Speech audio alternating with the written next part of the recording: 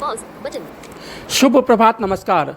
स्वीकार करें अभिवादन आरसी विनोद गढ़वाल की ओर से। प्रस्तुत है RC morning news. RC morning news के इस बुलेटिन में देश दुनिया की तमाम बड़ी खबरें होंगी। जानेंगे मौसम का हाल, क्या कुछ रहा खेल जगत में खास, और कैसी रही शेयर बाजार की रफ्तार। सबसे पहले खबरों का सिलसिला शुरू करें। उसके पहले बड़ी खबर आपको बता दें। बड़ी खबर छत्तीसगढ़ से आ रही है, जहां पर छत्तीसगढ़ में सुरक्षा बलों और नक्सलियों के बीच मुठभेड़ जारी है। इस वक्त की बड़ी खबर, छत्तीसगढ़ में सुरक्षा बलों और नक्सलियों के बीच मुठभेड़ हो रही है। आज सुबह सुबह सुकमा और दंतेवाड़ा जिलों की सरहद पर नक्सलियों के छुपे होने की खबर मिली, जिसके बाद डीआरजी और सीआरपीएफ के 500 से 600 जवानों ने पूरे इलाके को घेर लिया। नक्सलियों ने फायरिंग शुरू की, जिसके बाद जवाबी कार्रवाई में अब तक 16 नक्सलियों के मारे जाने के समाचार मिले हैं। 16 नक्सलियों को मार गिराया गया है, जिनके शव भी बरामद कर लिए गए हैं। वहीं भारी मात्रा में आधुनिक हथियार भी मिले हैं। मुठभेड़ जारी है। डीआईजी ने बताया कि इस मुठभेड़ में अब तक 2 जवान जख्मी हुए हैं। इस बड़ी खबर पर आरसी न्यूज की नज़र बनी हुई है। समय हो गया है हर दिन की तरह आज भी आरसी पंचांग का। आज दिनांक 29 मार्च 2025, दिन शनिवार, विक्रम संवत 2081, शक संवत 1946, अयन उत्तरायण, बसंत ऋतु, चैत्र मास, गुजरात महाराष्ट्र फाल्गुन, कृष्ण पक्ष, अमावस्या तिथि शाम को 4:27 तक, तत्पश्चात प्रतिपदा। राहु काल सुबह 9:39 से दोपहर सुबह के 11:11 तक। सूर्यास्त शाम को 6:41। शनिवार का दिन, शनिदेव का दिन। शनिदेव की कृपा से यह दिवस हम सभी के लिए मंगलकारी, शुभकारी, हितकारी प्रयासों से भरा रहे, यही हमारी कामना है। वे खबरें जो कल दिन भर से रही सुर्खियों में। केंद्र सरकार ने कल अपने केंद्रीय कर्मचारियों के महंगाई भत्ते और महंगाई राहत में 2% का इजाफा किया है। अब केंद्रीय कर्मचारियों का महंगाई भत्ता बढ़कर 55% हो गया है। अब तक उन्हें 53% की दर से महंगाई भत्ता दिया जा रहा था। वहीं पेंशनरों की महंगाई राहत डीआर को भी 2% बढ़ाया गया है। अब उन्हें भी 55% महंगाई राहत मिलेगी। बढ़ी हुई महंगाई जनवरी 2025 से प्रभावी रहेगी। जनवरी फरवरी माह का एरियर दिया जाएगा। इसके पहले सरकार ने जुलाई 2024 में केंद्रीय कर्मचारियों के महंगाई भत्ते को 3% बढ़ाया था। हाल ही में हुई बढ़ोतरी से 48 लाख केंद्रीय कर्मचारियों को लाभ होगा। वहीं 66 लाख पेंशनरों को भी इसका लाभ मिलेगा। पिछले 7 सालों में सरकार ने 2% महंगाई भत्ता सबसे कम बढ़ाया है। अब तक सरकार 3 से 4% तक ही महंगाई भत्ते में इजाफा करती रही है। वहीं सरकार होली, दीपावली जैसे बड़े त्योहारों पर महंगाई भत्ते की सौगात अपने कर्मचारी को देती थी, लेकिन इस बार यह होली के बाद घोषित किया गया है। वहीं केंद्रीय कैबिनेट बैठक में किसानों को हित के लिए भी कई महत्वपूर्ण फैसले लिए गए हैं। कॉमेडियन कुणाल कामरा को 7 अप्रैल तक अग्रिम जमानत मिल गई है। उन्होंने मद्रास हाईकोर्ट में जमानत याचिका लगाई थी।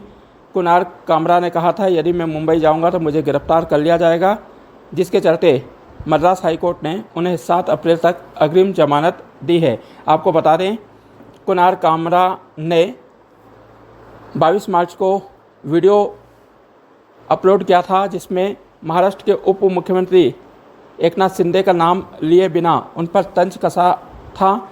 25 मार्च को भी उन्होंने हम होंगे कामयाब की लाइन को चेंज कर हम होंगे कंगाल कहा था। इसके बाद 27 मार्च को उन्होंने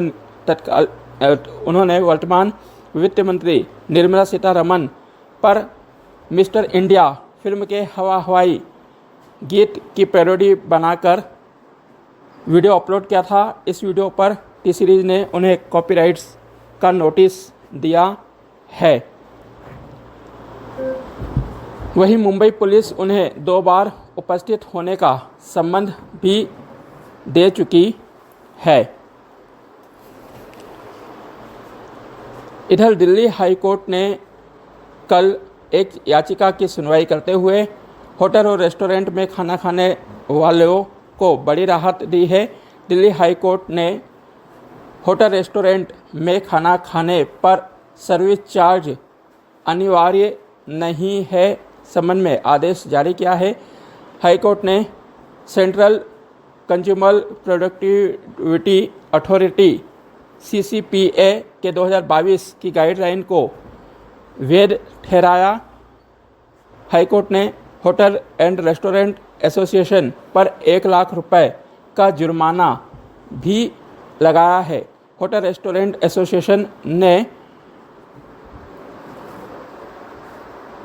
कोर्ट के फैसले को हाई कोर्ट में चुनौती दी थी, जिसके बाद कल दिल्ली हाई कोर्ट ने बड़ा फैसला सुनाया है। अब लोगों को होटल में या रेस्टोरेंट में खाने के समय सर्विस चार्ज नहीं देना होगा। वहीं पश्चिम बंगाल की मुख्यमंत्री ममता बनर्जी ऑक्सफोर्ड यूनिवर्सिटी के क्लॉक कॉलेज में छात्रों को संबोधित कर रही थी। इसी दौरान छात्रों ने जमकर नारेबाजी की। छात्रों ने बंगाल में हुई हिंसा, RG मेडिकल कॉलेज में रेप, मर्डर तथा संदेशखाली में हो रहे महिलाओं पर अपराध पर उनसे सवाल पूछे। हंगामा बढ़ता देख ममता बनर्जी ने अपना संबोधन बीच में ही रोक दिया। ममता बनर्जी ने कहा, इसे राजनीति का अखाड़ा ना बनाएं। घटना के बाद TMC ने घटना का वीडियो जारी किया है। TMC ने ममता बनर्जी को रॉयल टाइगर ऑफ बंगाल कहा है। उन्होंने कहा कि ममता बनर्जी रॉयल बंगाल के टाइगर हैं। वे ऐसी घटनाओं से घबराती नहीं हैं, पीछे हटती नहीं हैं, बल्कि जब जब उनका विरोध किया जाता है वह और अधिक तेजी से गरजती हैं। इधर मध्य प्रदेश के मुख्यमंत्री डॉक्टर मोहन यादव ने बड़ा एक्शन लिया है। कल बड़ी बैठक में भरी महफिल में उन्होंने 4 अधिकारियों को मौके पर ही सस्पेंड कर दिया। दरअसल मुख्यमंत्री डॉक्टर मोहन यादव समाधान केंद्र पर लोगों की शिकायतों का समाधान की समीक्षा कर रहे थे। इस बैठक में सभी जिलों के कलेक्टर, संभागों के कमिश्नर, DIG सहित बड़े अधिकारी मौजूद थे। मुख्यमंत्री ने कहा कि लोगों की समस्याओं का समाधान तेजी से किया जाना चाहिए। उन्होंने रीवा के तहसीलदार, मऊगंज के CMO सहित सिविल इंजीनियर को तत्काल प्रभाव से सस्पेंड कर दिया है। वहीं सीहोर में नल जल योजना का जल ना पहुंचने पर भी उन्होंने अधिकारियों को फटकार लगाई है। वहीं म्यांमार और थाईलैंड में कल जबरदस्त भूकंप आया। पूरी धरती कांप उठी। भूकंप की तीव्रता 7.7 आंकी गई है। 7.7% के भूकंप से अब तक 150 से अधिक लोगों के मारे जाने के समाचार मिले हैं। अकेले म्यांमार में 144 लोगों की मौत हो गई, वहीं 800 से अधिक जख्मी हैं। वहीं पड़ोसी देश थाईलैंड में एक 30 मंजिला निर्माणाधीन बिल्डिंग गिर गई, जिसमें 3 लोगों की मौत की पुष्टि हो चुकी है। वहीं 100 से अधिक अभी भी दबे हुए बताए जा रहे हैं। भूकंप के झटके भारत, बांग्लादेश और चीन में भी महसूस किए गए हैं। अमेरिकी जियोलॉजी के अनुसार यह भूकंप इतना तेज था कि इसमें मृतकों की संख्या 10,000 से 1 लाख हो सकती है। कई लोग घायल हो सकते हैं। वहीं मृतकों की संख्या बढ़ने की संभावना है। भारत में कलकत्ता, मेघालय, मणिपुर में भूकंप के झटके महसूस किए गए। अभी तक किसी भी जानमाल के हानि के समाचार नहीं मिले हैं। वहीं इंदौर में डॉक्टरों और ट्रैवल एम्बुलेंस एजेंटों के बीच मिलीजुली भगत चल रही है। आयुष्मान योजना के लाभार्थियों को प्राइवेट हॉस्पिटल में सरकारी हॉस्पिटल से रेफर किया जाता है, जिसके लिए 10 से 30% कमीशन मिल रहा है। दैनिक भास्कर ने इसका खुलासा किया, जिसके बाद एमवाय हॉस्पिटल के 2 डॉक्टरों के विरुद्ध कठोर कार्रवाई की है, उन्हें सस्पेंड करके उनके विरुद्ध जांच भी बैठाई है। इधर मध्य प्रदेश हाईकोर्ट ने प्रदेश में दिव्यांगता के क्षेत्र में बन रहे सर्टिफिकेट को लेकर चिंता जाहिर की है। उन्होंने एसआईटी गठित कर पूरे मामले की जांच कराने के निर्देश दिए हैं। शेयर बाजार, भारतीय शेयर बाजार कल लाल निशान पर बंद हुए। दिन भर चले उतार चढ़ाव के बाजार में बीएसई सूचकांक 198 अंक टूटकर 77,414 पर बंद हुआ। वहीं एनएसई निफ्टी में 72 अंकों की गिरावट दर्ज की गई और यह 23,519 पर बंद हुआ। इधर सोना चांदी ऑल टाइम हाई पर पहुंच गया। सोना प्रति 10 ग्राम 747 रुपये महंगा होकर 89,164 रुपये बिका, तो वहीं चांदी 1100 रुपये प्रति किलोग्राम महंगी होकर 1,08,000 रुपये के पार बिकी। इधर आरबीआई ने कैश विड्रॉल एटीएम पर 1 मई से चार्ज बढ़ाने का फैसला किया है। अब 1 मई से फ्री ट्रांजैक्शन के बाद 2 रुपये अतिरिक्त चार्ज देना होगा। बैंक अब तक 21 रुपये चार्ज वसूलते थे, जो कि मई से 23 रुपये वसूलना शुरू करेंगे। मौसम, कई राज्यों में हीट वेव है, वहीं पहाड़ी इलाकों में बर्फबारी हो रही है। मौसम विभाग ने जानकारी दी कि वर्ष 2025 भारत में अब तक का सबसे गर्म वर्ष रहेगा। अब तक 5 से 6 दिन लू चलती थी, मगर इस वर्ष 10 से 12 दिन तक लगातार लू चलने की संभावना व्यक्त की गई है। पहाड़ी, मैदानी और तटीय इलाकों के लिए अलग अलग दिन रहते हैं। पहाड़ी इलाके पर जब 30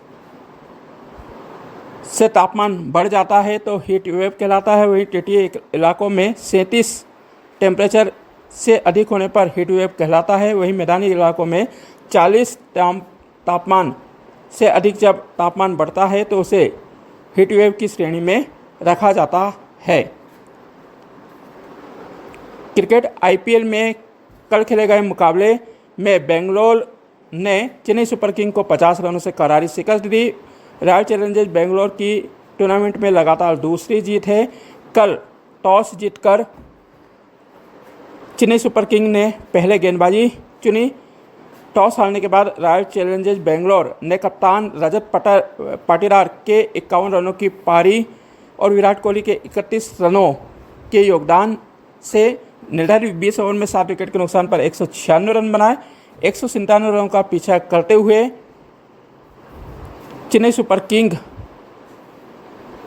निर्धारित 20 ओवर में 8 विकेट के नुकसान पर 146 रन ही बना सका। धोनी ने नाबाद 30 रनों की पारी खेली। 17 साल बाद आरसीबी ने चेन्नई सुपर किंग को चपाक स्टेडियम में हराया है। इसके पहले 2008 में बेंगलोर यहां पर जीत दर्ज कर पाया था। बांग्लादेश के अंतरिम प्रधानमंत्री यूनुस ने चीनी राष्ट्रपति शी जिनपिंग से मुलाकात की है। जिनपिंग ने इस मुलाकात पर कहा कि हम बांग्लादेश के साथ पड़ोसी देश और पार्टनर की भूमिका निभाते रहेंगे। इधर नेपाल में राजशाही की मांग को लेकर हो रहे प्रदर्शन कल हिंसा में तब्दील हो गए। काठमांडू में प्रदर्शनकारियों ने एक इमारत में आग लगा दी, उसे तोड़फोड़ की, पुलिस पर पत्थरबाजी की। पुलिस ने बदले में आंसू गैस के गोले छोड़े, जिसके बाद एक युवक की मौत हो गई। काठमांडू में कर्फ्यू लगा दिया गया है। प्रधानमंत्री कोहली ने एक उच्च स्तरीय बैठक बुलाई है, जिसमें प्रधान सेनापति, इंटेलिजेंस ब्यूरो चीफ सहित आला अधिकारी मौजूद रहे। आपको बता दें, राजा ज्ञानेंद्र सिंह ने 19 फरवरी से लोगों से राजशाही बहाली की अपील करते हुए समर्थन देने की मांग की थी। 2008 से नेपाल में लोकतंत्र कायम है। पिछले 16 सालों में यहाँ पर 13 सरकार बन चुकी हैं। कोई भी सरकार स्थायी नहीं रह पाई है, जिसके चलते एक बार फिर से राजतंत्र की स्थापना की मांग जोर से हो रही है। इधर अमेरिकी राष्ट्रपति डोनाल्ड ट्रंप ने भारतीय प्रधानमंत्री नरेंद्र मोदी की जमकर तारीफ की है।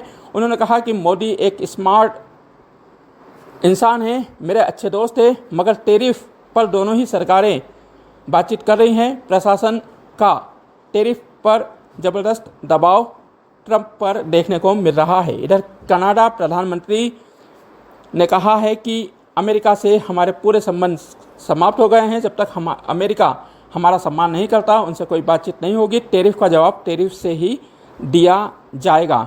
वहीं यूक्रेनी राष्ट्रपति ने रूसी राष्ट्रपति पुतिन की जल्द मौत होने की संभावना व्यक्त की है। उनकी इस खबर से पूरे विश्व में हलचल है। समाचारों में वक्त हो गया है उन तमाम बड़ी खबरों को जानने का जिन पर रहेगी आज हमारी नज़र। आज केंद्रीय मंत्री किरेन रिजिजू प्रधानमंत्री विकास योजना का शुभारंभ करेंगे। इससे अल्पसंख्यक वर्ग के 29,600 युवाओं को कौशल प्रशिक्षण दिया जाएगा। साथ ही साथ 2000 अल्पसंख्यक समुदाय के विद्यार्थियों को शैक्षणिक सपोर्ट भी दिया जाएगा। केंद्रीय गृह मंत्री अमित शाह 2 दिवसीय दौरे पर बिहार जाएंगे, जहां पर आज पटना में भाजपा के आला नेताओं के साथ चुनावी रणनीति पर मंथन करेंगे। आईपीएल में आज गुजरात टाइटंस का मुकाबला मुंबई इंडियंस से होगा। मुकाबला शाम 7:30 बजे अहमदाबाद में खेला जाएगा। वहीं इस वक्त की एक और बड़ी खबर मिल रही है। आज शनिचरी अमावस्या पर मध्य प्रदेश के सभी घाटों पर श्रद्धालुओं की भीड़ लगी है। श्रद्धालु डुबकी लगा रहे हैं। वहीं उज्जैन में फुहारों से स्नान हो रहा है। जूते चप्पल और कपड़े छोड़ने की परंपरा है। वहीं नर्मदापुरम में तांत्रिक अनुष्ठान भी किए जा रहे हैं। आप सभी का दिन शुभ एवं मंगल में रहे। नमस्कार। IQ. Stop button.